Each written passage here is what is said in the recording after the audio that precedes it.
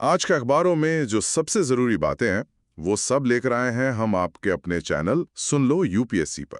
अब चाहे द हिंदू हो, इंडियन एक्सप्रेस हो या सरकारी वेबसाइट, हमने सब छान मारा है और लाए हैं सिर्फ वो बातें जो यूपीएससी एग्जाम के लिए वाकई काम आने वाली हैं। सो सिट बैक, रिलैक्स और सुनो वो एनालिसिस जो तुम्हारे मेंस और प्रीलिम्स दोनों में फर्क डाल देगा। ये है तुम्हारा डेली लर्निंग डोज, आसान जुबान में फुल एक्सप्लेनेशन के साथ। आज तारीख है 7 दिसंबर 2025।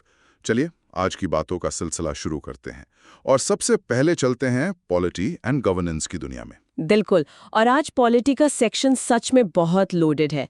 3 बहुत बड़े मुद्दे हैं जो सीधे सीधे हमारे फंडामेंटल राइट्स, गवर्नेंस स्ट्रक्चर्स और सोशल जस्टिस से टकराते हैं। मतलब ये वो टॉपिक्स हैं जिनसे मेंस में डायरेक्ट सवाल बनने की पूरी पूरी संभावना है। एकदम। तो इन पर हमें बहुत गहराई से ध्यान देना होगा। तो पहली बड़ी खबर एक बहुत ही दिलचस्प लेजिस्लेटिव डेवलपमेंट है। एनसीपी-एसपी की member of parliament Supriya Sule ji ने लोकसभा में एक प्राइवेट मेंबर्स बिल पेश किया है जिसका नाम है the right to disconnect bill 2025। हाँ, और ये बिल आज के डिजिटल एज की एक ऐसी समस्या पर बात कर रहा है जो शायद हम सब किसी न किसी लेवल पर महसूस करते हैं। ये ऑलवेज ऑन कल्चर वाली बात है ना, कि काम कभी खत्म ही नहीं होता। एकदम सही पकड़ा। ये बिल उसी ऑलवेज ऑन कल्चर पर चोट करता है जहां हमारा फोन बजना कभी बंद नहीं होता, ईमेल्स की बौछार कभी रुकती नहीं। तो इस बिल का कोर ऑब्जेक्टिव मतलब मूल उद्देश्य क्या है? देखिए, इसका मूल उद्देश्य कर्मचारियों को यानी एम्प्लॉयज को एक कानूनी अधिकार देना है। कैसा अधिकार?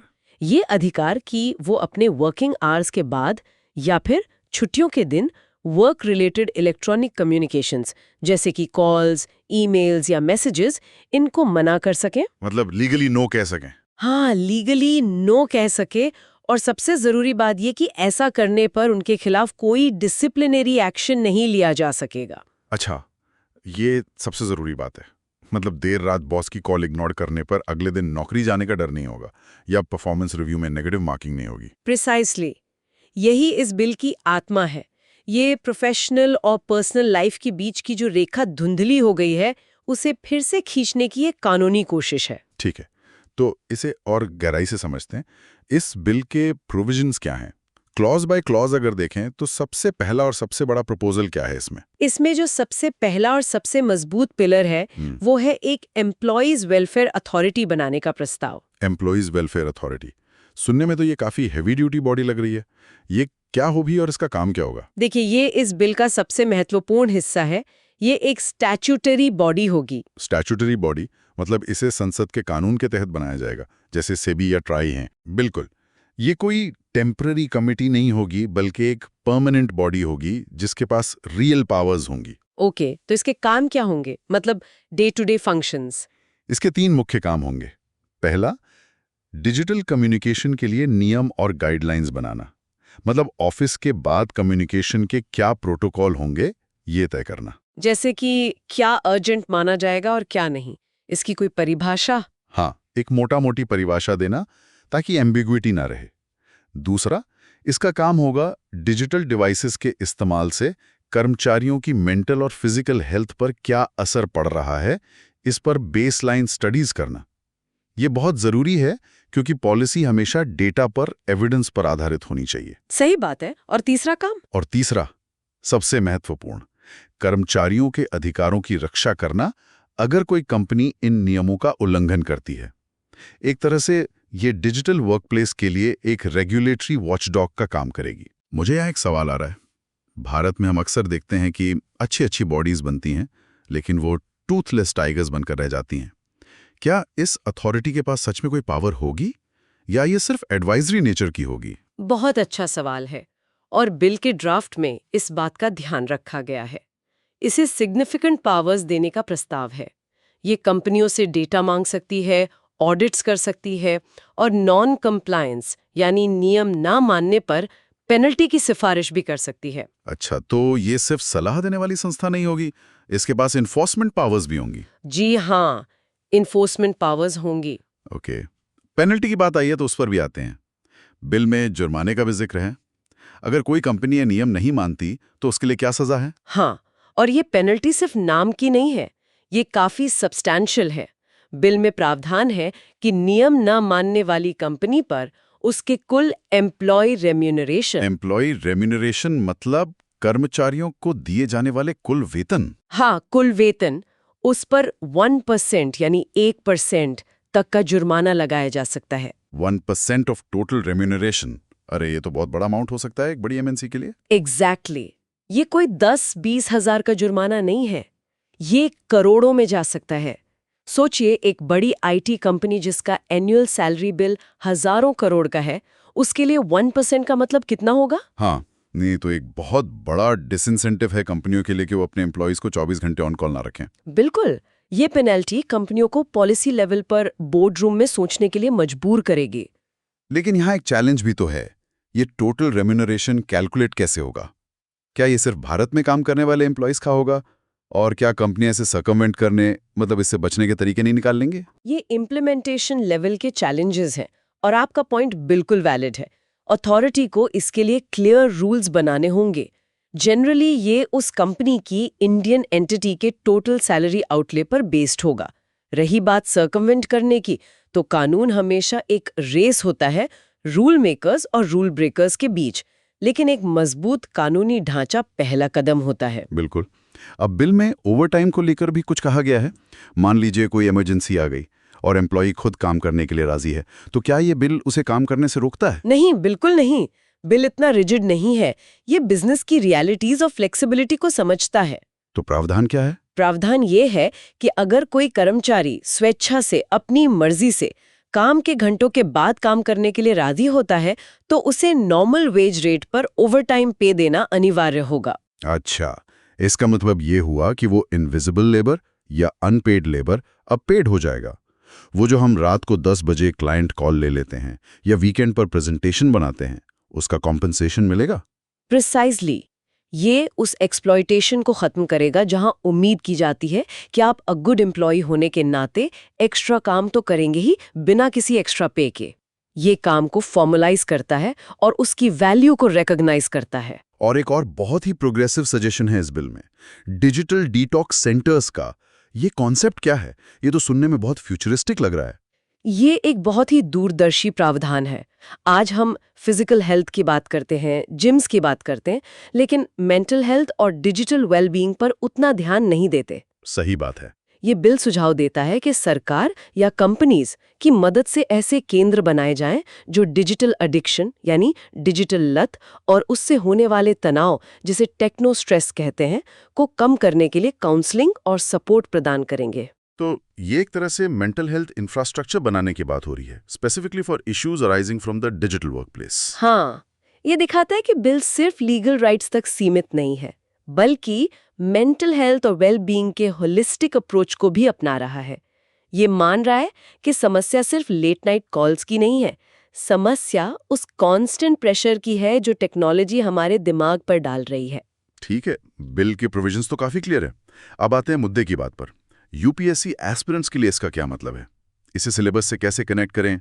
जीएस पेपर 1 इंडियन सोसाइटी से शुरू करते हैं। जीएस पेपर 1 में salient features of Indian society और effects of globalisation on Indian society जैसे टॉपिक्स हैं। हाँ हैं। वहां हम इस बिल को डिजिटल टेक्नोलॉजी के प्रभाव से जोड़ सकते हैं।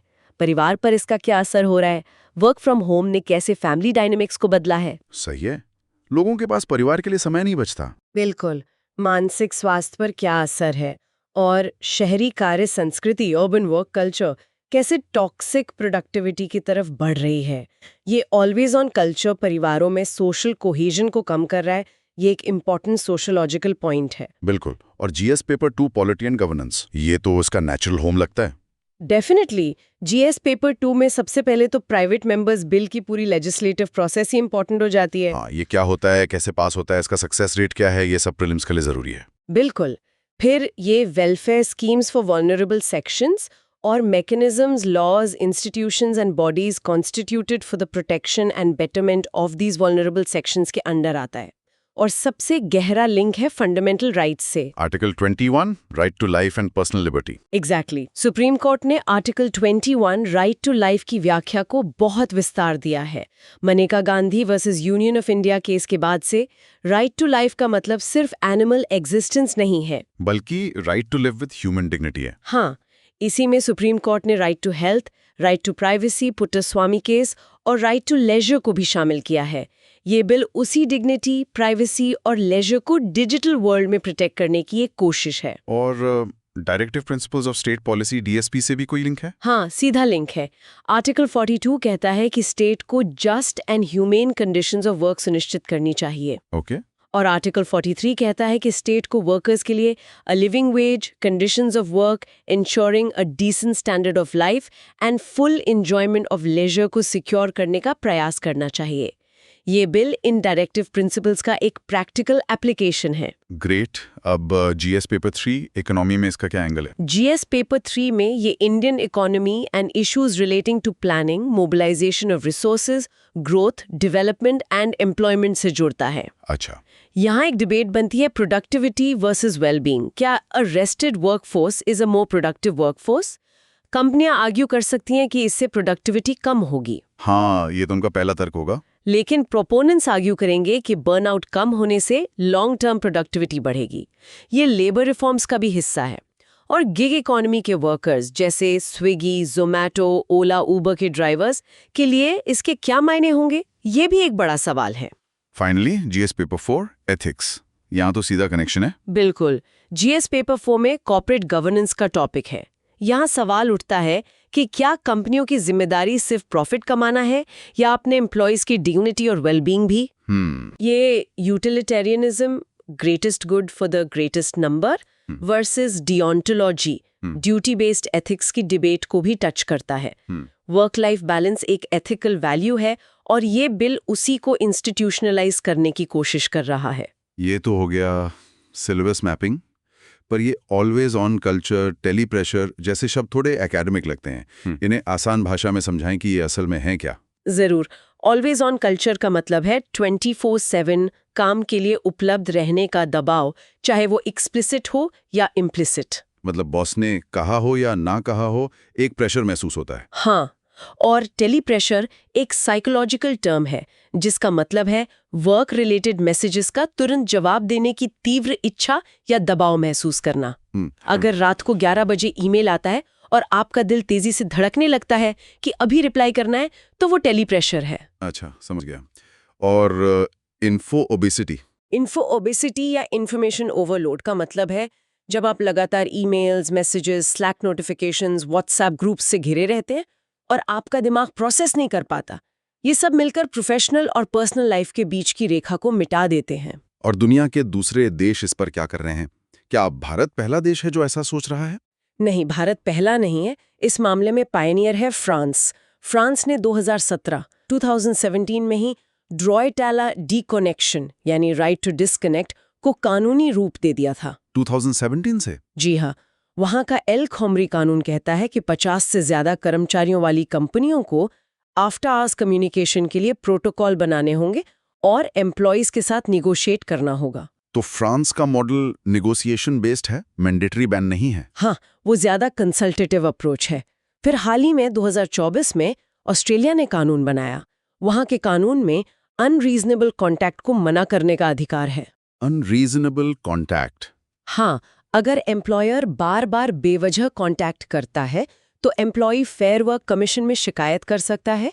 इसके अलावा स्पेन, इटली, बेल्जियम, पोर्चुगल जैसे कई यूरोपियन देशों में भी ऐसे नियम हैं। तो भारत ग्लोबल बेस्ट प्रैक्टिसेस से इंस्पिरेशन ले रहा है। अब आते हैं मेंस के पर्सपेक्टिव पर। यहाँ एक क्लासिक फॉर एंड अगेंस्ट वाला सवाल बन सकता है।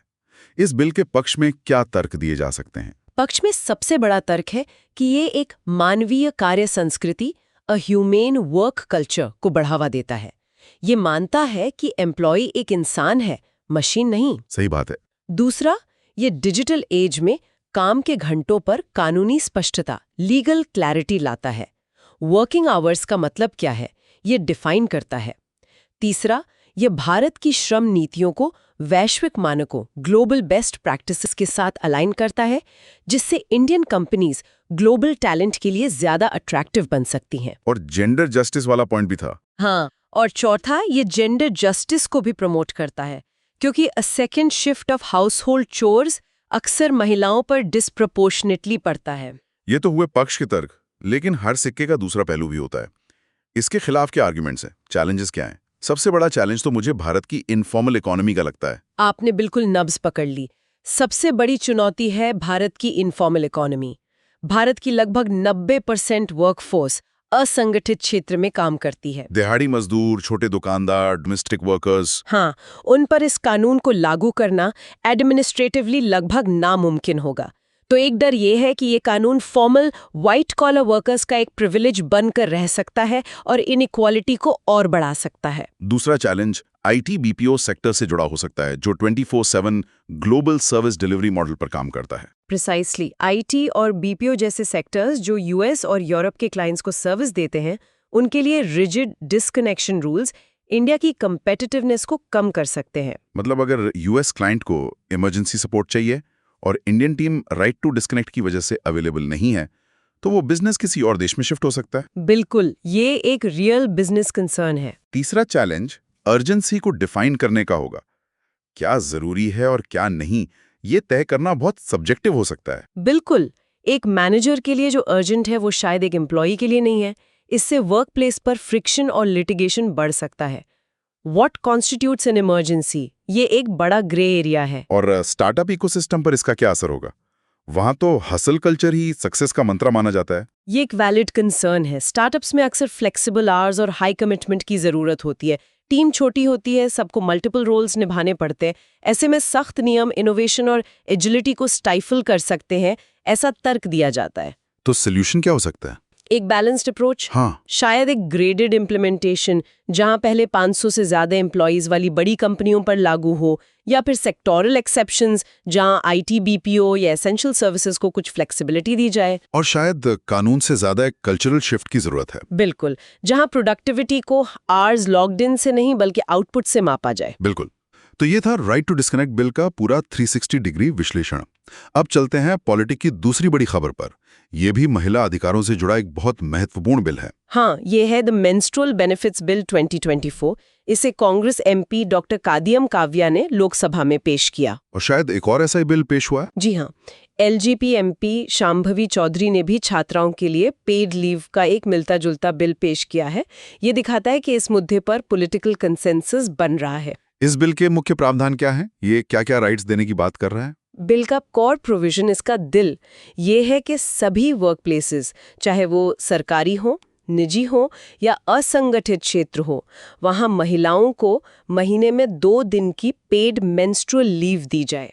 2 days of paid menstrual leave per month. हाँ, इसके अलावा ये बिल वर्क प्लेसेस पर साफ सुथरे वॉशरूम और सैनिटरी इंफ्रास्ट्रक्चर जैसे सैनिटरी नैपकिन वेंडिंग मशीन्स और उनके प्रॉपर डिस्पोजल की व्यवस्था को भी अनिवार्य करने की बात करता है। यूपीएससी सिलेबस से इसका कनेक्शन तो काफी सीधा है। जीएस पेपर 1 में विमेन्स इश्यूज, हेल्थ और सोशल एम्पावरमेंट से, जीएस पेपर 2 में सोशल जस्टिस और हेल्थ गवर्नेंस से, और जीएस पेपर 3 इकोनॉमी में इसका प्रभाव female labour force participation rate FLFPR पर क्या होगा, ये एक बड़ा एनालिटिकल पॉइंट बनता है। कि भारत में और ग्लोबली इस पर क्या स्थिति है? क्या ये कोई नया कॉन्सेप्ट है? भारत के लिए ये बिल्कुल नया नहीं है। आपको जानकर हैरानी होगी कि बिहार एक पायनियर स्टेट है जहां 1992 से ही सरकारी नौकरियों में महिलाओं के लिए 2 दिन की स्पेशल लीव का प्रावधान है। 1992 से? ये तो बहुत पहले से है। जी हाँ, हाल ही में 2023 में केरला ने स्टेट यूनिवर्सिटीज की छात्राओं के लिए मेंस्ट्रुअल लीव ग्रांट की। कुछ प्राइवेट कंपनीज जैसे जोमेटो और बाइजूस ने भी पीरियड लीव पॉलिसीज इंट्रोड्यूस की हैं। और ग्लोबल लेवल पर? ग्लोबली देखें तो स्पेन 2023 में पहला यूरोपियन देश बना जिसने पेड मेंस्ट्रुअल लीव का कानून पास किया। जापान में 1947 से। 1947? सेकेंड वर्ल्ड वॉर के बाद से ही? हाँ, 1947 से ही फिजियोलॉजिकल लीव सीरीक्यूका की व्यवस्था है। इंडोनेशिया, साउथ कोरिया, ताइवान और जाम्बिया में भी ऐसे कानून हैं। तो ये कोई रेडिकल आइडिया नहीं है, ये एक ग्लोबली रिकॉग्नाइज्ड नीड है। आपने स्पेन का जिक्र किया। सुना है कि वहां का मॉडल खास है, ऐसा क्यों? स्पेन का मॉडल इसलिए यूनिक और प्रोग्रेसिव माना जाता है क्योंकि वहां छुट्टी का खर्च सरकार अपनी सोशल सिक्योरिटी सिस्टम से देती है, ना कि एम्प्लॉयर। अच्छा, मतलब एम्प्लॉय को लीव मिलती है लेकिन उसकी सैलरी कंपनी की जेब से नहीं बल्कि स्टेट फंड से आती है। जी हाँ। इसका फायदा क्या है? इसका सबसे बड़ा फायदा ये है कि ये हायरिंग बायस के खतरे को कम कर देता है। अगर एम्प्लॉयर को सीधे अपनी जेब से अतिरिक्त पेड लीव के पैसे देने होंगे तो एक संभावना है कि वो महिलाओं को नौकरी पर रखने से कतराएगा। हाँ, वो सोचेगा कि मेल एम्प्लॉय को हायर करना ज्यादा प्रॉफिटेबल है। एग्जैक्टली। स्पेन के मॉडल ने इस सबसे बड़ी चिंता का एक बहुत ही स्मार्ट हल निकाला है। ये तो बहुत ही इंटेलिजेंट डिजाइन है। अब आते हैं मेंस के लिए, उस क्लासिक डिबेट पर जो आपने छिड़ी थी, इक्विटी वर्सेस एम्प्लॉयबिलिटी। इस बिल के पक्ष में क्या तर्क हैं? पक्ष में सबसे पहला और सबसे मजबूत तर्क है बायोलॉजिकल रियलिटी। मेंस्ट्रुएशन एक जैविक सच्चाई है, कोई बीमारी नहीं, और कई महिलाओं के लिए बहुत पेनफुल हो सकता है। एक मेडिकल कंडीशन है डिस्मेनोरिया, यानी दर्दनाक माहवारी, जिससे प्रोडक्टिविटी पर असर पड़ता है। तो ये बिल उस बायोलॉजिकल रियलिटी को एक्नॉलेज करता है। हाँ। दूसरा तर्क सब्सटेंटिव इक्वालिटी का हो सकता है। हमारे संविधान में फॉर्मल इक्वालिटी, सब कानून के सामने बराबर हैं, तो है, लेकिन डॉक्टर अंबेडकर ने सब्सटेंटिव इक्वालिटी, वास्तविक समानता पर जोर दिया था। इसका मतलब है कि सिर्फ सबको एक जैसा ट्रीट करना काफी नहीं है, बल्कि हमें हिस्टोरिकल और बायोलॉजिकल डिसएडवांटेजेस को एकोमोडेट करके एक्चुअल इक्वालिटी लानी होगी। मेंस्ट्रुअल लीव उसी दिशा में एक कदम है। और तीसरा, ये समाज में मेंस्ट्रुएशन से जुड़े टैबू को तोड़ने में मदद करेगा। बिल्कुल। जब ये वर्क प्लेस कॉन्वर्सेशन का हिस्सा बनेगा तो इसे लेकर जो शर्म और चुप्पी है वो टूटेगी। ये तो बहुत मजबूत पॉइंट्स हैं, लेकिन जो लोग इसे क्रिटिसाइज करते हैं उनके क्या तर्क हैं, चैलेंजेस क्या हैं? सबसे बड़ा डर, जैसा हमने स्पेन के कॉन्टेक्स्ट में डिस्कस किया, वो है हायरिंग बायस का। क्या कंपनियां महिलाओं को नौकरी देने से बचेंगी क्योंकि उन्हें अतिरिक्त पेड लीव देनी पड़ेगी? ये एक रियल कंसर्न है और इससे महिलाओं की एम्प्लॉयबिलिटी पर नेगेटिव असर पड़ सकता है। दूसरा कंसर्न प्राइवेसी का हो सकता है। हाँ, इस लीव को क्लेम करने के लिए महिला को अपने मेंस्ट्रुअल साइकिल की जानकारी एम्प्लॉयर या एचआर को देनी होगी, जो कई महिलाओं के लिए बहुत असहज हो सकता है। इससे उनकी प्राइवेसी कॉम्प्रोमाइज हो सकती है।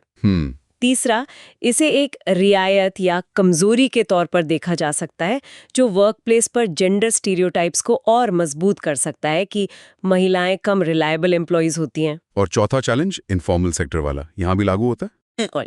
असंगठित क्षेत्र में काम करने वाली महिलाओं जैसे डोमेस्टिक वर्कर्स, कंस्ट्रक्शन वर्कर्स या फार्म लेबरर्स तक इसका फायदा पहुंचाना एक बहुत बड़ी एडमिनिस्ट्रेटिव और लॉजिस्टिकल चुनौती है। तो यहाँ भी वही डर है कि ये एक फॉर्मल सेक्टर प्रिविलेज बनकर ना रह जाए। जी हाँ, तो ये एक बहुत ही नुआंस्ड और सेंसिटिव इशू है। इसका सोल्यूशन शायद स्पेन के मॉडल जैसा कुछ हो सकता है, जहाँ कॉस्ट का बर्डन एम्प्लॉयर पर ना डाला जाए। या फिर वर्क फ्रॉम होम ऑप्शन देना या फ्लेक्सिबल आवर्स देना भी एक ऑल्टरनेटिव हो सकता है। हाँ, इस पर एक ओपन डिबेट की जरूरत है। बिल्कुल। अब पॉलिटिक की तीसरी और आखिरी बड़ी खबर पर चलते हैं। ये गुजरात हाई कोर्ट के एक फैसले से जुड़ी है जो सेक्शन 144 सीआरपीसी के इस्तेमाल पर है। हाँ, और ये एग्जीक्यूटिव पावर्स और फंडामेंटल राइट्स के बीच के बैलेंस से जुड़ा एक बहुत ही महत्वपूर्ण मामला है। क्या हुआ इस मामले में? गुजरात हाई कोर्ट ने अहमदाबाद पुलिस कमिश्नर द्वारा सेक्शन 144 ऑफ सीआरपीसी के तहत बार बार मैकेनिकली जारी किए गए नोटिफिकेशंस को रद्द कर दिया है। अच्छा। कोर्ट ने एक बहुत ही महत्वपूर्ण बात कही कि ये शक्ति सिर्फ इमरजेंट सिचुएशंस के लिए है, इसे परमानेंट या सेमी परमानेंट नहीं बनाया जा सकता। तो पहले ये समझते हैं कि ये सेक्शन 144 सीआरपीसी, जो अब नए कानून में सेक्शन 163 बीएनएसएस बन गया है क्या और इसका मिसयूज कैसे हो रहा था? Section 144 of the criminal procedure code CrPC एक कॉलोनियल एरा लॉ है जो एक एग्जीक्यूटिव मजिस्ट्रेट को ये शक्ति देता है कि वो किसी पब्लिक न्यूसेंस या एप्रीहेंडेड डेंजर में प्रोहिबिटरी ऑर्डर्स जारी कर सके। आमतौर पर इसका मतलब होता है 5 से ज्यादा लोगों के इकट्ठा होने पर रोक लगाना। हाँ, अक्सर इसका इस्तेमाल प्रोटेस्ट या रैली को रोकने के लिए होता है। नया कानून भारतीय नागरिक सुरक्षा संहिता बीएनएसएस में यही प्रावधान सेक्शन 163 में है, जिसमें कुछ मामूली बदलाव हैं। और मिसयूज कैसे हो रहा था, जैसा अहमदाबाद में हुआ? होता ये था कि इस ऑर्डर की मैक्सिमम वैलिडिटी 2 महीने होती है, जिसे स्टेट गवर्नमेंट 6 महीने तक बढ़ा सकती है। तो अधिकारी क्या करते थे? जैसे ही 2 महीने खत्म होते थे, वो तुरंत वैसा ही एक नया ऑर्डर जारी कर देते थे, बिना कोई नया रीजन दिए। अच्छा, मतलब रिपीटेटिव ऑर्डर्स जारी कर रहे थे। हाँ, इससे एक एरिया प्रैक्टिकली परमानेंट रिस्ट्रिक्शन में आ जाता था। गुजरात हाईकोर्ट ने इसी प्रैक्टिस को आर्बिट्ररी एक्सरसाइज ऑफ पावर यानी शक्ति का मनमाना इस्तेमाल कहा है। इस पर सुप्रीम कोर्ट के पुराने फैसले क्या कहते हैं? क्या सुप्रीम कोर्ट ने पहले भी इस पर कोई गाइडलाइन दी है? हाँ, और ये यूपीएससी मेंस के आंसर के लिए बहुत जरूरी है। सुप्रीम कोर्ट ने इस पर हमेशा से एक बैलेंस्ड व्यू रखा है।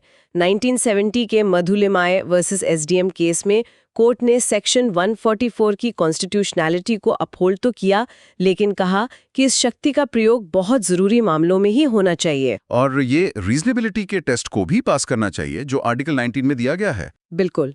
और हाल का सबसे लैंडमार्क जजमेंट है 2020 का अनुराधा भासन versus Union of India case, जिसे कश्मीर इंटरनेट शटडाउन केस भी कहते हैं। हाँ, इस केस में जस्टिस एनवी रमना की बेंच ने सेक्शन 144 के इस्तेमाल पर 2 बहुत महत्वपूर्ण बातें कहीं। क्या थीं वो 2 बातें?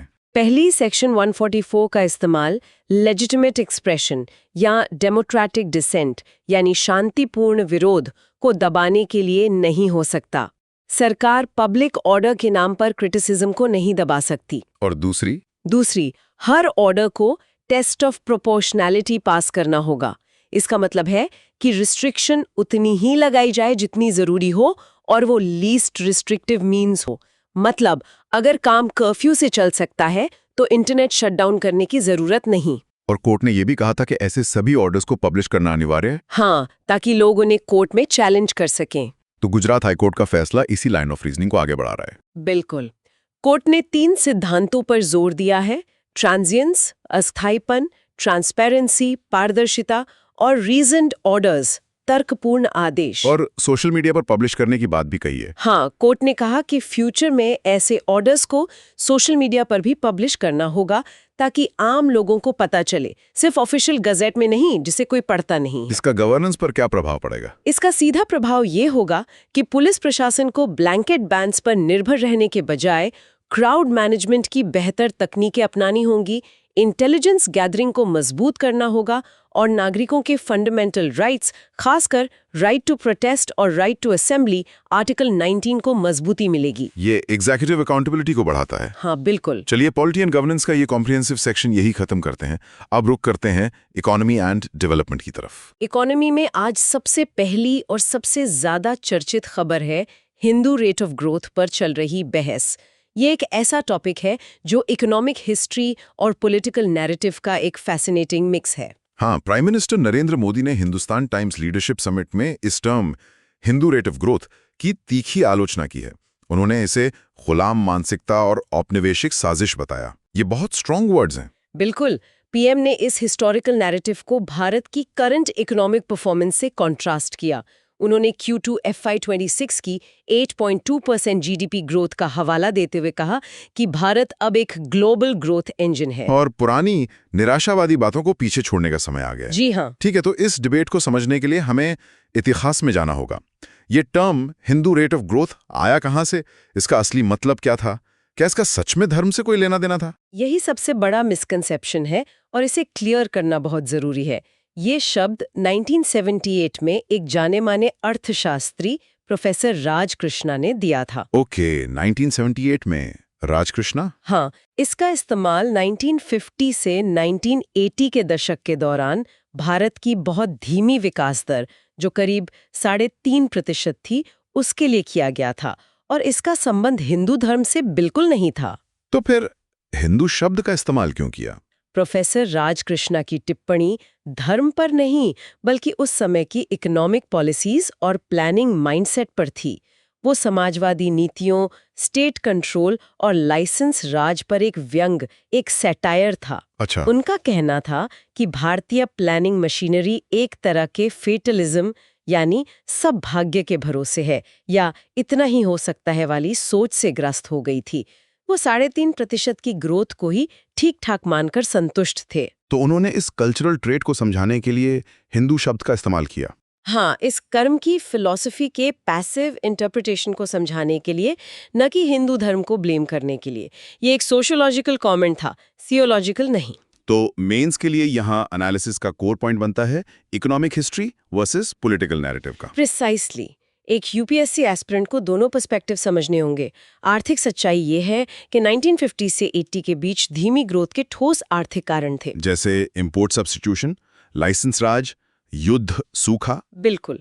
इंपोर्ट सब्स्टिट्यूशन, इंडस्ट्रियलाइजेशन, आईएसआई की पॉलिसी, राज्य का कड़ा नियंत्रण और उस दौरान हुए युद्ध और भयानक सूखे जैसी आपदाएं। और पीएम का तर्क क्या है?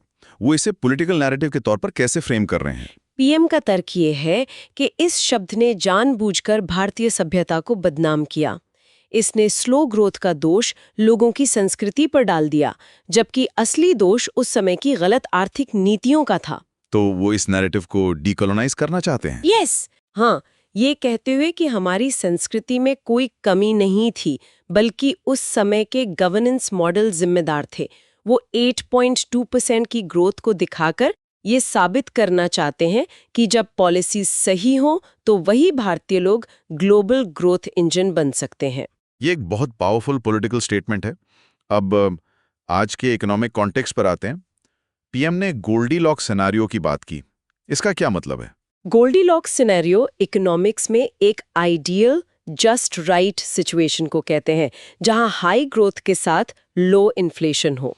मतलब अर्थव्यवस्था तेजी से बढ़ भी रही है और महंगाई भी काबू में है। हाँ, ये नाम Goldilocks and the three bears की कहानी से आता है, जहां गोल्डीलॉक्स को वो पॉरेज पसंद आता है जो न ज्यादा गर्म हो न ज्यादा ठंडा। और भारत के लिए ये आंकड़े क्या हैं? पीएम ने बताया कि भारत की 8.2% की ग्रोथ और लगभग 2% की प्रोजेक्टेड इन्फ्लेशन रेट इसी आइडियल सिनेरियो को दर्शाती है। और इस गोल्डीलॉक्स सिनेरियो के ड्राइवर्स क्या हैं? ये ग्रोथ कहां से रही है? पीएम ने इसकी 3 मुख्य ड्राइवर्स बताए।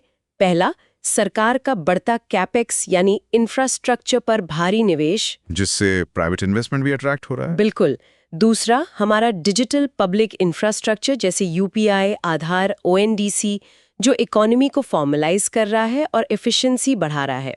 और तीसरा, मजबूत डोमेस्टिक कंजम्पशन। बहुत ही इंटरेस्टिंग डिबेट रही है। अब इकोनॉमी की अगली खबर पर चलते हैं, जो इंडिया यूएस ट्रेड रिलेशन से जुड़ी है। हाँ, ये एक बड़ी डेवलपमेंट है। अमेरिका का एक हाई लेवल ट्रेड डेलीगेशन, जिसे डेप्यूटी यूएसटीआर रिक स्विट्जर लीड कर रहे हैं, 10 से 12 दिसंबर को भारत आ रहा है। और मकसद है एक बायलैटरल ट्रेड एग्रीमेंट को फाइनलाइज करना। जी हाँ, जिसे मिनी डील भी कहा जा रहा है। तो इस अग्रीमेंट में टकराव के बिंदु, फ्रिक्शन पॉइंट्स क्या हैं? कौन से मुद्दे हैं जिन पर दोनों देश अग्री नहीं कर पा रहे हैं? 3 बड़े फ्रिक्शन पॉइंट्स हैं। पहला है टैरिफ्स। यूएस को हमेशा से भारत के हाई टैरिफ से शिकायत रही है, खासकर कृषि उत्पादों और हार्ले डेविडसन जैसी मोटरसाइकिलों पर। वो चाहते हैं कि भारत इन पर इंपोर्ट ड्यूटी कम करे। हाँ। दूसरा है ट्रेड बैलेंस। अमेरिका का भारत के साथ ट्रेड डेफिसिट हमेशा एक मुद्दा रहा है। हालांकि हाल के आंकड़े बताते हैं कि ट्रेड गैप अब काफी कम होकर $1.5 बिलियन रह गया है। इसकी वजह है कि भारत ने यूएस से क्रूड ऑयल और एलएनजी का इंपोर्ट बढ़ाया है। बिल्कुल। और तीसरा पॉइंट है भारत का इक्वलाइजेशन लेवी, जिसे डिजिटल सर्विसेज टैक्स भी कहते हैं। ये गूगल, फेसबुक जैसी विदेशी डिजिटल कंपनियों पे लगता है। हाँ, अमेरिका इसका विरोध करता है और इसे अमेरिकन कंपनीज के खिलाफ डिस्क्रिमिनेटरी मानता है। यूएसटीआर ने इस पर रिटेलिएटरी टैरिफ्स की धमकी भी दी थी। ये तो हुए टकराव के बिंदु। अब वो कौन से एरियाज हैं जहां दोनों देशों के हित मिलते हैं, जिन्हें हम स्ट्रेटेजिक कन्वर्जेंसेस कह सकते हैं? सबसे पहला कन्वर्जेंस है भू राजनीति यानी जियोपॉलिटिक्स। चीन के बढ़ते प्रभाव को संतुलित करने के लिए दोनों देशों को एक दूसरे की जरूरत है, खासकर इंडो पैसिफिक में। तो ये ट्रेड डील सिर्फ इकोनॉमिक्स के बारे में नहीं है? नहीं, ये स्ट्रेटेजिक पार्टनरशिप को मजबूत करने के बारे में भी है। इकोनॉमिक गोल्स भी अलाइंड है। दोनों देश 2030 तक बायलैटरल ट्रेड को 100 बिलियन तक पहुंचाने का लक्ष्य रखते हैं। और एनर्जी सिक्योरिटी? हाँ, एनर्जी सिक्योरिटी। भारत यूएस से तेल और गैस खरीदकर अपनी निर्भरता कम कर रहा है। और तीसरा, क्रिटिकल एंड इमर्जिंग टेक्नोलॉजीज जैसे एआई, सेमीकंडक्टर्स में कोलैबोरेशन, जो आईसीईटी फ्रेमवर्क के तहत हो रहा है। ठीक है। अब इकोनॉमी की तीसरी खबर, जो कॉर्पोरेट अकाउंटेबिलिटी से जुड़ी है। ओला इलेक्ट्रिक पर सीसीपीआई की जांच। हाँ, सेंट्रल कंज्यूमर प्रोटेक्शन अथॉरिटी यानी सीसीपीआई ने ओला इलेक्ट्रिक को एक नया नोटिस भेजा है। ये नोटिस नेशनल कंज्यूमर हेल्पलाइन पर दर्ज 10,000 से ज्यादा उपभोक्ता शिकायतों के आधार पर भेजा गया है। 10,000 से ज्यादा? ये तो बहुत बड़ा नंबर है। हाँ, और मामला सिर्फ शिकायतों की संख्या का नहीं है। मामला ओला के एक दावे से जुड़ा है। कौन सा दावा? ओला ने पब्लिकली क्लेम किया है कि उसने 99.1% शिकायतें सुलझा दी हैं। सीसीपीए को इस दावे पर शक है। अधिकारियों को लगता है कि ये अनरिजॉल्व्ड ग्रीवेंसेस को व्हाइट वॉश यानी छिपाने की कोशिश हो सकती है। मतलब सीसीपीए डेटा मांग रहा है कि ओला ने इन शिकायतों को रिजॉल्व कैसे क्लासिफाई किया। एग्जैक्टली। क्या कस्टमर सच में सैटिस्फाइड था या ओला ने बस टिकट क्लोज कर दिया? यूपीएससी एस्पिरेंट्स के लिए सीसीपीए के बारे में जानना जरूरी है। ये क्या संस्था है और इसके पावर्स क्या हैं? सीसीपीए एक बहुत ही पावरफुल स्टैट्यूटरी बॉडी है जिसे कंज्यूमर प्रोटेक्शन एक्ट 2019 के तहत बनाया गया है। ये पुराने एक्ट में नहीं थी। और इसके पास सुमोटो एक्शन लेने की पावर है। हाँ, ये इन्वेस्टिगेशन कर सकती है, अनसेफ गुड्स को बाजार से रिकॉल करवा सकती है, मिसलीडिंग एडवर्टाइजमेंट्स पर जुर्माना लगा सकती है और क्लास एक्शन लॉसूट्स भी इनिशिएट कर सकती है। इस केस का एथिकल डायमेंशन क्या है? जीएस पेपर 4 से कैसे जुड़े? यहाँ कॉर्पोरेट इंटेग्रिटी का सवाल है। अगर एक कंपनी अपने रेजोल्यूशन रेट्स के बारे में गलत जानकारी दे रही है तो ये ट्रूथफुलनेस और ट्रांसपेरेंसी के सिद्धांतों का उल्लंघन है। ये दिखाता है कि कंपनी ग्राहकों को सिर्फ मुनाफा कमाने का जरिया समझ रही है। बिल्कुल। जीएस पेपर 4 में foundational values for civil service में इंटेग्रिटी और ऑब्जेक्टिविटी हैं। यही वैल्यूज कॉर्पोरेट वर्ल्ड में भी लागू होती हैं। और ये केस पूरे ईवी सेक्टर के लिए एक प्रीसिडेंट, एक मिसाल कायम करेगा। हाँ, कि सर्विस रिलायबिलिटी और कंज्यूमर ट्रस्ट भी उतना ही जरूरी है जितना कि इनोवेशन। बिल्कुल। इकोनॉमी का सेक्शन यहीं समाप्त करते हैं। अब आगे बढ़ते हैं इंटरनेशनल रिलेशंस की ओर। इंटरनेशनल रिलेशंस में पहली खबर वेस्ट एशिया से है, स्पेसिफिकली सीरिया से।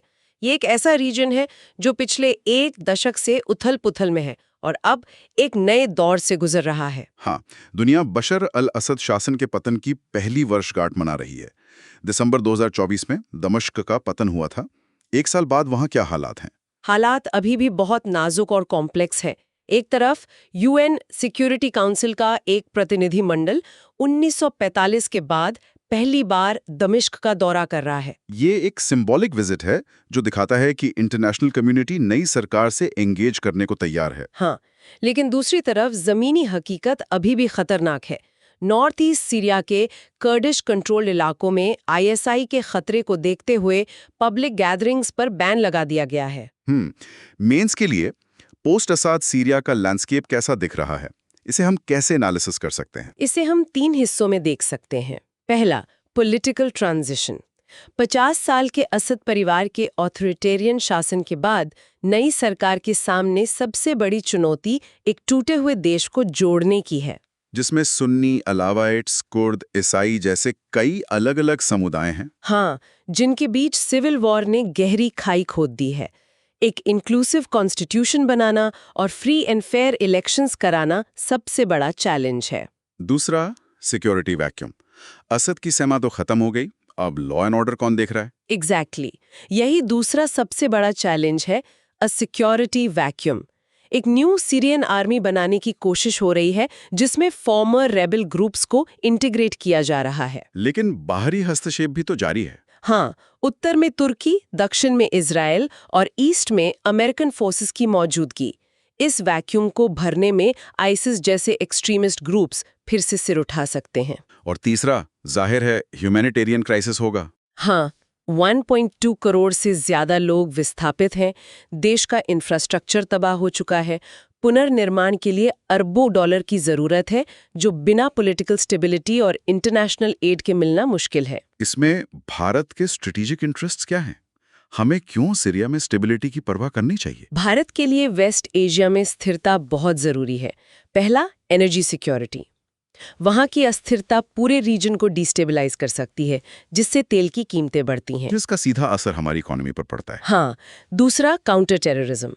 भारत नहीं चाहेगा कि वहां पैदा हुए वैक्यूम में आइसिस, अल-कायदा जैसे एक्सट्रीमिस्ट ग्रुप्स फिर से मजबूत हों। और तीसरा, कनेक्टिविटी। प्रस्तावित India middle east Europe economic corridor IMEC के लिए इस पूरे रीजन में स्थिरता जरूरी है। अब IR की दूसरी खबर पर आते हैं, जो कल्चर और डिप्लोमेसी का एक बेहतरीन उदाहरण है, पेरिस के नोट्रडाम कैथेड्रल का फिर से खुलना। हाँ, ये एक बहुत बड़ा ग्लोबल कल्चरल इवेंट है। 2019 की भयानक आग ने पूरी दुनिया को झकझोर दिया था और अब 5 साल की मेटिकुलस रेस्टोरेशन के बाद नोटर डैम कैथीड्रल को फिर से खोल दिया गया है। और इस समारोह में दुनिया भर के 40 से ज्यादा राष्ट्राध्यक्ष शामिल हुए। जी हाँ, जो इसकी इंपॉर्टेंस को दिखाता है। यूपीएससी प्रीलिम्स के लिए इसकी आर्किटेक्चरल सिग्निफिकेंस क्या है? ये किस स्टाइल का आर्किटेक्चर है? नोटर डैम फ्रेंच गॉथिक आर्किटेक्चर का एक उत्कृष्ट प्राइम एग्जाम्पल है। इसके कुछ की फीचर्स क्या हैं? पहला, फ्लाइंग बट्रेसेस। ये बाहर की तरफ बने हुए आर्च्ड सपोर्ट्स होते हैं तो छत का वजन संभालते हैं। दूसरा, रिब वॉल्स, छत पर बने इंटरसेक्टिंग आर्चेस। और तीसरा, रोज विंडोज, बड़ी गोल रंगीन कांच की खिड़कियां। और ये यूनेस्को वर्ल्ड हेरिटेज साइट का भी हिस्सा है? हाँ, पेरिस के banks of the Sen, UNESCO world heritage site का। और इसे कल्चरल डिप्लोमेसी से कैसे जोड़ सकते हैं? ये आयोजन एक हाई लेवल डिप्लोमेटिक प्लेटफॉर्म बन गया। ये दिखाता है कि कैसे शेयर्ड कल्चरल हेरिटेज राजनीतिक मतभेदों से ऊपर उठकर ग्लोबल डायलॉग का एक मंच प्रदान कर सकती है। ये फ्रांस की सॉफ्ट पावर का एक बड़ा प्रदर्शन था। बिल्कुल, ये कल्चरल हेरिटेज को नेशनल आइडेंटिटी और प्राइड के सिंबल के तौर पर प्रोजेक्ट करने का एक क्लासिक एग्जाम्पल है। बिल्कुल। अब आईआर की तीसरी खबर जो भारत की कूटनीति से जुड़ी है, इंडियाज डिप्लोमेटिक टाइट रोप, रूस और यूक्रेन के बीच संतुलन। हाँ, ये भारत की फॉरेन पॉलिसी की मैच्योरिटी को दिखाता है। रशियन प्रेसिडेंट व्लादिमीर पुतिन की भारत यात्रा के ठीक बाद अब खबर है कि न्यू दिल्ली जनवरी 2026 में यूक्रेनियन प्रेसिडेंट वोलोडिमिर ज़ेलेंस्की की यात्रा की तैयारी कर रहा है। इसे भारत की तरफ से एक बहुत ही केयरफुल बैलेंसिंग एक्ट के तौर पर देखा जा रहा है। प्रिसाइजली, ये भारत की स्ट्रेटेजिक ऑटोनॉमी को दिखाता है। यहाँ एक की टर्म है, डीहाइफिनेशन। इसका मतलब है कि भारत अपने रिश्तों को एक दूसरे से जोड़कर नहीं देखता। हाँ, वो रशिया के साथ अपने हिस्टोरिकल रिश्ते को और यूक्रेन के साथ अपने उभरते रिश्ते को अलग-अलग मैनेज कर सकता है। और इस बैलेंसिंग एक्ट से भारत अचीव क्या करना चाहता है? पुतिन और ज़ेलेंस्की दोनों को होस्ट करके भारत खुद को एक विश्व बंधु यानी फ्रेंड ऑफ द वर्ल्ड के रूप में स्थापित कर रहा है। ये G20 समिट की one earth one family one future की थीम को एक्शन में दिखाता है। हाँ, भारत ये सिग्नल दे रहा है कि वो किसी कैंप का हिस्सा नहीं है और शायद फ्यूचर में इस कॉन्फ्लिक्ट में एक पीस ब्रोकर या मीडिएटर की भूमिका भी निभा सकता है। ये पीएम मोदी के उस कथन को भी मजबूत करता है जो उन्होंने कहा था कि ये युद्ध का युग नहीं है। बिल्कुल। बहुत बढ़िया। इंटरनेशनल रिलेशंस का ये सेक्शन पूरा हुआ। अब हम आगे बढ़ते हैं एनवायरनमेंट एंड डिजास्टर मैनेजमेंट की ओर। और यहाँ आज एक बहुत ही दुखद और चिंताजनक खबर है।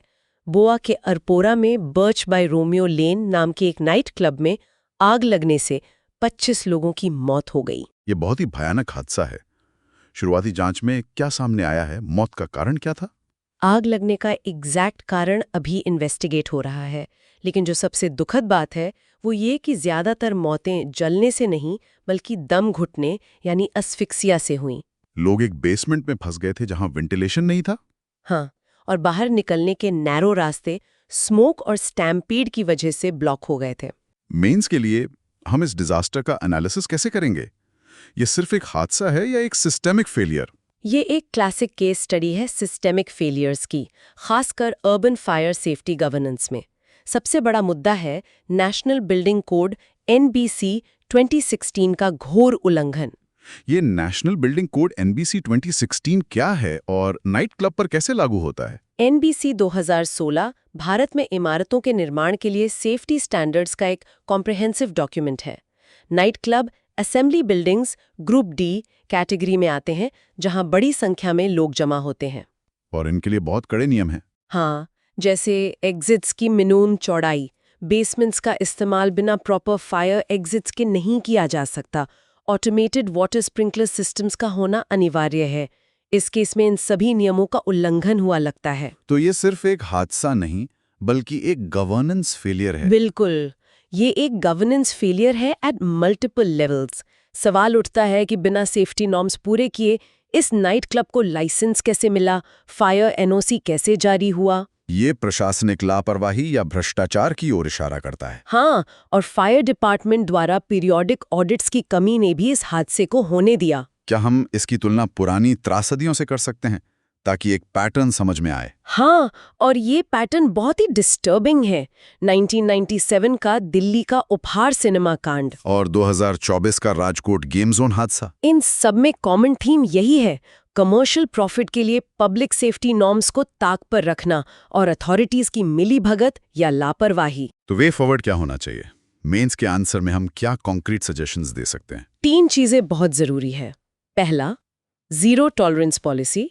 दूसरा, थर्ड पार्टी ऑडिट्स यानी इंडिपेंडेंट सर्टिफाइड एजेंसीज द्वारा फायर सेफ्टी ऑडिट्स अनिवार्य हो, ताकि करप्शन का स्कोप कम हो। बिल्कुल। और तीसरा, क्रिमिनल लायबिलिटी, जहां ऐसे हादसों के लिए सिर्फ मालिकों को नहीं बल्कि लाइसेंस देने वाले अधिकारियों को भी आपराधिक रूप से जिम्मेदार ठहराया जाए। वाकई ये एक वेकअप कॉल है। अब एनवायरनमेंट के दूसरी खबर पर आते हैं जो दिल्ली के वायु प्रदूषण से जुड़ी है, और ये एक पॉजिटिव डेवलपमेंट है। हाँ, दिल्ली की एयर पोल्यूशन प्रॉब्लम क्रॉनिक हो चुकी है, लेकिन अब पॉलिसी मेकिंग डेटा ड्रिवन हो रही है। दिल्ली सरकार ने आईआईटी दिल्ली और आईआईटीएम पुणे के साथ एक एमओयू साइन किया है। और ये एमओयू एक रियल टाइम सोर्स अपॉर्चनमेंट स्टडी के लिए है। जी हाँ। सोर्स अपॉर्चनमेंट ये क्या होता है? इसे आसान भाषा में समझाएं। सोर्स अपॉर्चनमेंट एक वैज्ञानिक प्रक्रिया है, रिवर्स इंजीनियरिंग की तरह। इसके जरिए साइंटिस्ट एयर सैंपल में मौजूद पोल्यूटेंट्स के केमिकल सिग्नेचर को एनालाइज करके रियल टाइम में ये पता लगाते हैं कि किसी खास जगह पर प्रदूषण में किस सोर्स का कितना योगदान है। मतलब PM 2.5 में गाड़ियों के धुएं से कितना पोल्यूशन आ रहा है, धूल से कितना, इंडस्ट्री से कितना, और पराली जलाने से कितना। इसका फायदा क्या होगा? अब तक जो GRAP लागू होता था उससे ये कैसे अलग है? इसका सबसे बड़ा फायदा है प्रिसिजन गवर्नेंस। अभी तक हमारे पास स्टैटिक डेटा होता था, अब रियल टाइम और हाइपर लोकल डेटा मिलेगा। मतलब हम ये जान पाएंगे कि आज शाम 4 बजे आनंद विहार में प्रदूषण का मुख्य कारण इंडस्ट्रियल एमिशन है, जबकि IGI एयरपोर्ट पर डस्ट है। बिल्कुल। इससे ब्लैंकेट बैन के बजाय हम टारगेटेड एक्शन ले सकते हैं। ये गवर्नेंस को रिएक्टिव से प्रोएक्टिव और डेटा ड्रिवन बनाता है। ये तो गवर्नेंस को स्मार्ट बनाने की दिशा में एक बड़ा कदम है। चलिए अब साइंस एंड टेक्नोलॉजी के सेक्शन पे चलते हैं। साइंस एंड टेक में आज की बड़ी खबर है India international science festival ISF 2025 के बारे में। ये भारत का सबसे बड़ा साइंस फेस्टिवल है। प्रीलिम्स के लिए इसके की फैक्ट्स क्या हैं जो हमें याद रखनी चाहिए? कुछ चीजें याद रखनी है। पहला, ये 11वां संस्करण है। दूसरा, ये पंचकुला हरियाणा में हो रहा है। और इस साल की थीम अक्सर पूछ ली जाती है। इस साल की थीम है विज्ञान से समृद्धि फॉर आत्मनिर्भर भारत। और इसके आयोजक कौन है?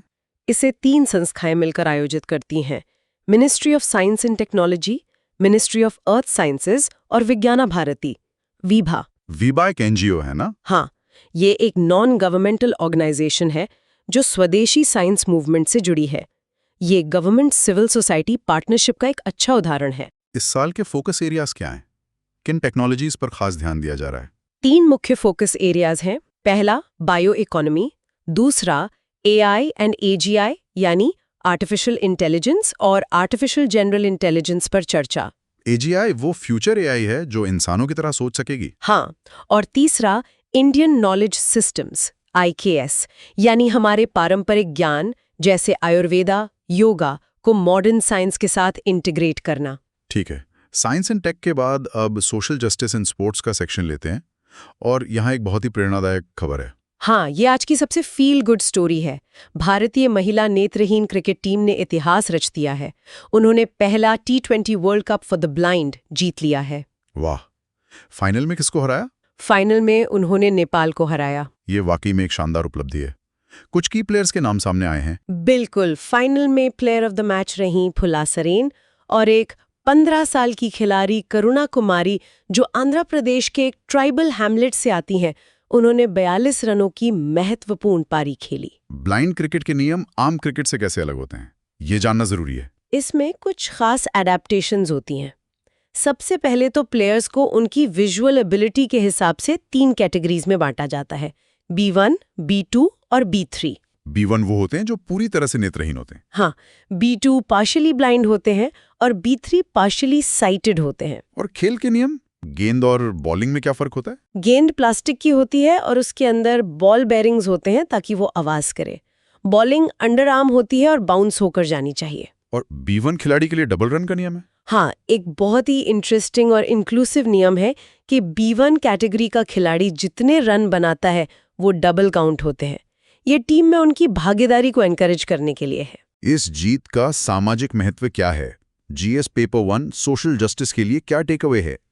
ये जीत डिसेबिलिटी के मेडिकल मॉडल को चैलेंज करती है और सोशल मॉडल को बढ़ावा देती है। मेडिकल मॉडल डिसेबिलिटी को एक कमी के रूप में देखता है। हाँ, जबकि सोशल मॉडल कहता है कि समस्या व्यक्ति में नहीं, समाज के बनाए गए बैरियर्स में है। ये जीत दिखाती है कि अगर पर्सन्स विद डिसेबिलिटीज को अवसर और एक्सेसिबिलिटी दी जाए तो वो कुछ भी हासिल कर सकते हैं। बहुत खूब। अब आज के आखिरी सेक्शन पर चलते हैं, कल्चर एंड हेरिटेज।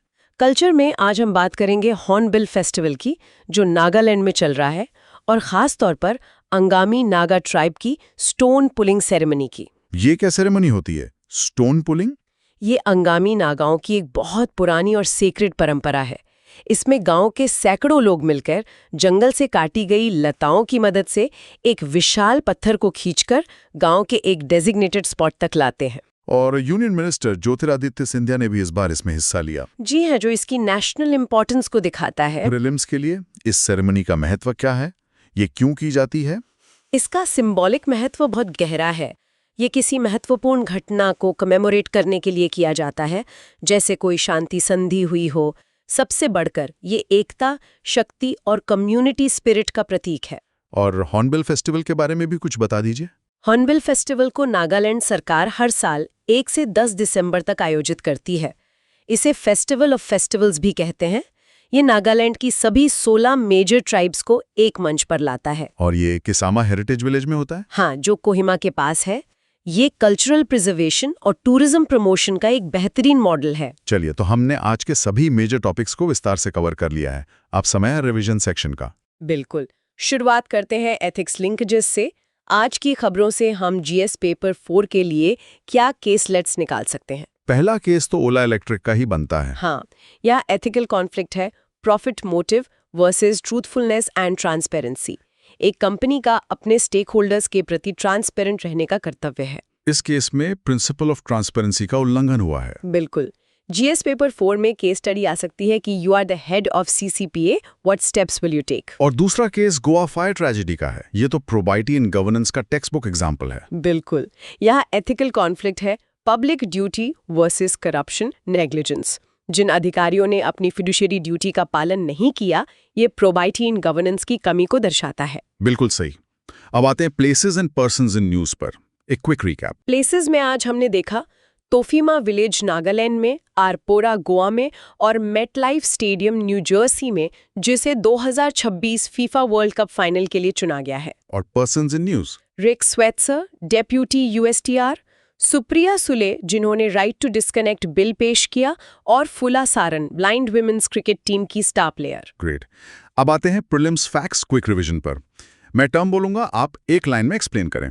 पहला, DHRUA। DHRUA department of post का एक नया डिजिटल एड्रेसिंग सिस्टम है जो लोकेशंस को एक unique 6 digit alpha numeric code देगा। नेक्स्ट, डिजीपिन। डिजीपिन एक 10 कैरेक्टर अल्फा न्यूमेरिक कोड है जो जमीन की प्रिसाइज लोकेशन बताएगा, लैटिट्यूड लॉन्गिट्यूड के आधार पर। Section 163 BNSS। ये सेक्शन 144 CRPC का नया रूप है।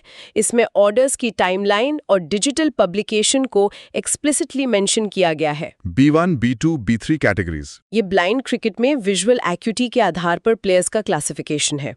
B1 मतलब टोटली ब्लाइंड, B2 मतलब पार्शली ब्लाइंड और B3 मतलब partially cited.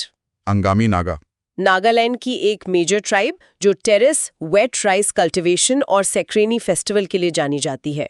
Gothic architecture, European medieval architecture का एक स्टाइल जिसकी की फीचर्स हैं पॉइंटेड आर्चेस, रिब वॉल्स और फ्लाइंग बट्रेसेस। और आखिरी, गोल्ड मून। दिसंबर में होने वाली पूर्णिमा को कोल्ड मून कहते हैं, जो नॉर्दर्न हेमिस्फीयर के सर्दियों की शुरुआत का प्रतीक है। शानदार revision.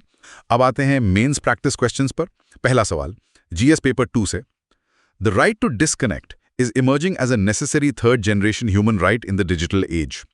Discuss the need for such legislation in India, highlighting the challenges in its implementation within a predominantly informal economy. इसका एक मॉडल आंसर आउटलाइन क्या हो सकता है? इंट्रोडक्शन में राइट टू डिस्कनेक्ट को डिफाइन करेंगे। बॉडी के पहले हिस्से में नीड फॉर लेजिस्लेशन को एक्सप्लेन करेंगे mental health crisis, protecting right to life, article 21, gender justice और ग्लोबल एग्जाम्पल्स के साथ। और बॉडी के दूसरे हिस्से में चैलेंजेस पर फोकस करेंगे। हाँ, चैलेंजेस इन इंडिया में 3 मेन पॉइंट जरूरी हैं: इनफॉर्मल सेक्टर, गिग इकोनॉमी और global service sector (ITBPO). Conclusion में हम एक मिडिल पाथ सजेस्ट कर सकते हैं, जैसे ग्रेडेड इम्प्लीमेंटेशन और वर्कप्लेस कल्चर में बदलाव पर जोर देना। बहुत बढ़िया। अब दूसरा सवाल GS पेपर 3 डिजास्टर मैनेजमेंट से। Recent urban fire tragedies, like the one in Goa, highlight a systemic failure in regulating assembly buildings. In light of the National Building Code (NBC) 2016, suggest measures to prevent such disasters. इसका outline होगा। Introduction में Goa fire का जिक्र करेंगे, body में systemic failures को list करेंगे, corruption, violation of NBC norms और लैक ऑफ ऑडिट्स। फिर मेजर्स बेस्ड ऑन NBC में स्पेसिफिक प्रोविजंस का जिक्र करेंगे। वे फॉरवर्ड में हम थर्ड पार्टी ऑडिट्स, टेक्नोलॉजी का इस्तेमाल और स्ट्रिक्ट क्रिमिनल लाइबिलिटी सजेस्ट करेंगे। कंक्लूजन में कंप्लायंस ऑन पेपर से कंप्लायंस इन प्रैक्टिस की तरफ बढ़ने की बात कहेंगे। एक्सीलेंट। ये आउटलाइंस एस्पिरेंट्स के लिए बहुत हेल्पफुल होंगे। अब आज के फाइनल सेगमेंट पर आते हैं, क्विज। मैं सवाल पूछूंगा और मैं जवाब और एक्सप्लेनेशन दूंगी। पहला सवाल, consider the following statements regarding the right to disconnect. 1. It was first introduced as a mandatory law in Australia in 2017. 2. The Private Members Bill introduced in India proposes a statutory employees welfare authority. 3. It prohibits employers from contacting employees during working hours. Which of the statements given above is correct? इसका सही जवाब है 2 only। Statement 1 गलत है क्योंकि यह कानून सबसे पहले फ्रांस में 2017 में आया था। स्टेटमेंट 3 भी गलत है क्योंकि ये आउटसाइड वर्किंग आवर्स कॉन्टैक्ट को रेगुलेट करता है। सिर्फ स्टेटमेंट 2 सही है। दूसरा सवाल, The term Hindu rate of growth recently in the news was coined by which economist to describe? A. Amartya Sen, B. Raj Krishna, C. Jagdish Bhagwati, D. Manmohan Singh. सही जवाब है B। जैसा हमने discuss किया, ये term professor राज कृष्णा ने 1950 से 1980 के दशक की धीमी विकास दर के लिए दिया था। तीसरा सवाल, The stone pulling ceremony is a tradition primarily associated with which tribe of Nagaland? A. Konyak, B. Angami, C. Ao, D. Lotha. सही जवाब है B अंगामी। ये अंगामी नागास की एक प्रमुख परंपरा है। चौथा सवाल, With reference to the National Building Code NBC 2016, nightclubs, theaters, and stadiums are classified under which category of buildings? A. Group A, residential, B. Group C, institutional, C. Group D, assembly, D. Group F, business. सही जवाब है C group D assembly. Group D में वो सभी इमारतें आती हैं जहां लोग रिक्रिएशन के लिए जमा होते हैं। और आखिरी पांचवा सवाल, Spain recently became the first European country to grant paid menstrual leave. What is a unique feature of the Spanish model? A. It provides leave for 5 days. B. It is only applicable to government employees. C. The cost is borne by the state. D. It is an unpaid leave. सही जवाब है C। Spain का model unique है क्योंकि ये state funded है। इससे employer पर फाइनेंशियल बर्डन नहीं पड़ता और हायरिंग बायस का खतरा कम हो जाता है। शानदार। तो ये था हमारा आज का डिटेल्ड एनालिसिस और रिवीजन। अब अंत में आज की मुख्य बातों का एक संक्षिप्त सारांश। आज 7 दिसंबर 2025 का दिन लेजिस्लेटिव एक्टिविज्म और गवर्नेंस फेलियर्स का एक मिला जुला दिन रहा। संसद में राइट टू डिस्कनेक्ट और मेंस्ट्रुअल बेनिफिट्स जैसे भविष्य की सोच वाले बिल पेश हुए। वहीं गोवा की आग ने अर्बन गवर्नेंस की पोल खोल दी। अर्थव्यवस्था में पीएम ने हिंदू रेट ऑफ ग्रोथ के नैरेटिव को रिजेक्ट करके एक कॉन्फिडेंट इंडिया की तस्वीर पेश की। और इन सब के बीच हमारी ब्लाइंड वुमेन्स क्रिकेट टीम ने वर्ल्ड कप जीतकर हम सबको गौरवान्वित किया, ये दिखाते हुए कि सच्ची विजन आंखों से नहीं इरादों से आती है। आज की मेहनत कल की कहानी बदल देगी। अगर ये सेशन अच्छा लगा तो लाइक, शेयर और कमेंट जरूर करो और सब्सक्राइब करो सुन लो यूपीएससी को। 299 रुपीज मेंबरशिप ज्वाइन करके एक्सक्लूसिव कंटेंट का एक्सेस लो।